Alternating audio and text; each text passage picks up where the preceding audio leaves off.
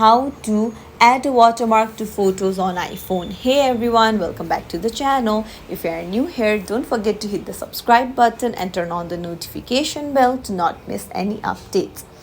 So you can put a watermark to your photos using the built-in features in iPhone itself. So go ahead and open up your Photos app and choose the photo where you want to add the watermark. Then go to the sliders icon on the bottom, which is the edit option, and then tap on the pencil icon on the top right.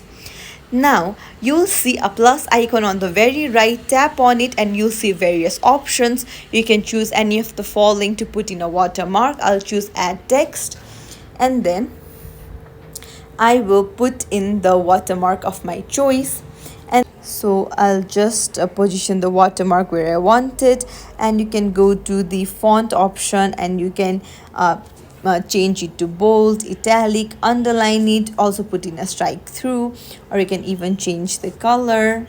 You can choose any color right here, and then you can even choose the size, and then you can even change the alignment, and that's it. It's as simple as that to add a watermark to your photos on iPhone. If you found this tutorial helpful, don't forget to like and subscribe to our channel for more tips and tricks. Thank you for watching.